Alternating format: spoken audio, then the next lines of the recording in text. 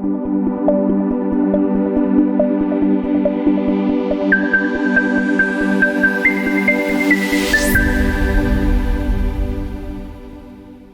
meu povo, de volta! Bom dia, boa tarde, boa noite para você que está aí se inteirando e procurando ver os comentários do nosso simulado. E eu te convido, sou o professor Françoélio Queiroz, de Física do Colégio Equação Certa, e te convido a respondermos a questão 104. A questão 104 é uma questão que trabalha com trocas de calor, tá? Quantidade de calor, trocas de calor. Então, vamos ler a questão. Apesar de sua beleza natural, a região Nordeste ainda enfrenta uma triste realidade em relação ao abastecimento de água. O Nordeste tem a menor quantidade de recursos hídricos do Brasil. Em contrapartida, tem uma alta densidade demográfica e isso dificulta o abastecimento de água. Em certas escolas, no sertão nordestino, a água disponível para os alunos ainda fica em moringas, como mostra a figura. Moringas. Essa é a figura da moringa, né? Como mostra a figura.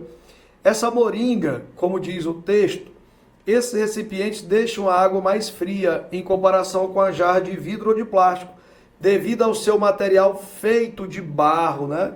Material feito de barro. Então a moringa ela é feita de barro.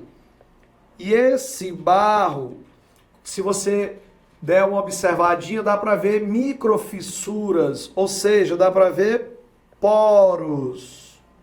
Poros. Então ele é poroso.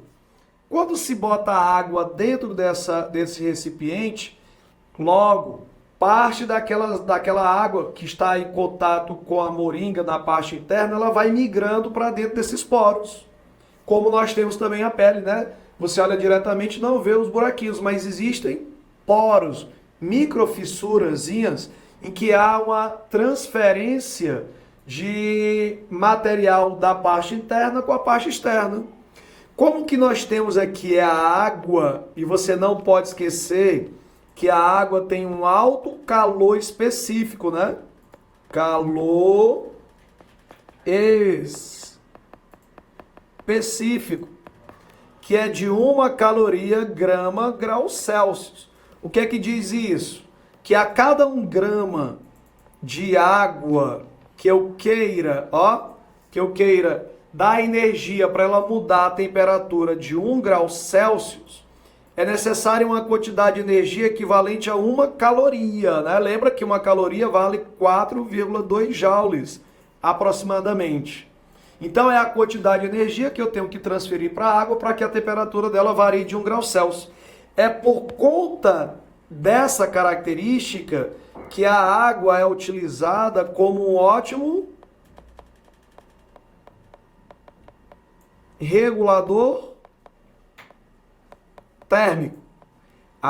Então aqui fora as moléculazinhas de água vão absorver energia e vão fugir, ó. Não é? Elas vão ser retiradas, elas irão sair do estado líquido para o estado de vapor. Lembra que essa mudança do estado líquido para o estado de vapor, no caso da água, nós temos a evaporação, a ebulição e a calefação. A evaporação,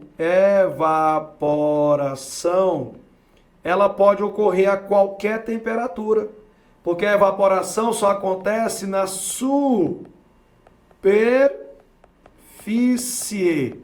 Acontece na superfície. Já prestaram atenção que quando você sai de uma atividade física, ou então depois de uma caminhada no meio de um ambiente mais aquecido, quando você bebe água, imediatamente você começa a transpirar.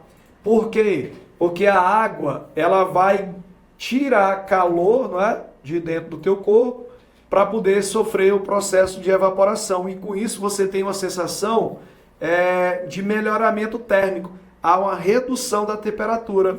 Então a água dentro da moringa, ela vai acabar tornando a sua temperatura menor do que a parte externa, exatamente porque por conta desses microporos, a água absorve essa energia e ao fugir, ela leva consigo parte da energia que está na água no interior da moringa, fazendo com que a temperatura da água dentro da moringa seja menor do que a temperatura externa à moringa. Dessa forma, ele quer saber: esses recipientes deixam a água mais fria em comparação a jarras de vidro ou plástico, que não tem essas capilaridades, não tem esses poros, devido ao material de barro em questão com que são feitos, o qual é poroso e permite que pequena fração da água atravesse suas paredes, a qual evapora, retirando o calor do seu interior. Letra D de dado. As demais, você pode até reflete na superfície todo o calor, não, né? Até porque nós estamos trabalhando aqui com um material que ele é um material que ele não é um bom refletor, superfícies irregulares, né? Então ele vai ser mais absorvidor do que refletor, até pela cor também do próprio barro. Possui um maior calor específico, absorvendo o calor que deveria ser absorvido pela água? Não, quem tem o maior calor específico é a água. Possui uma menor condutividade térmica, isolando o calor que vem do meio externo, deixando a água mais fria.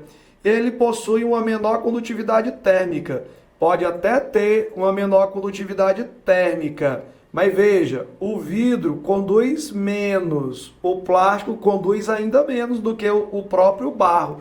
Lembra que tem panelas que são feitas de barro? Então, muito cuidado com isso. Então, tá errado. Menor condutividade térmica. E aí, letra E, poroso, e tem o poder de gelar a água no interior da moringa devido à reação química entre eles proporcionada pela perda de calor. Qual é a reação química que está tendo ali? Nenhuma, né? Então, letra D é o nosso gabarito, tá bom? Forte abraço e até a próxima questão. Espero ter sido suficiente.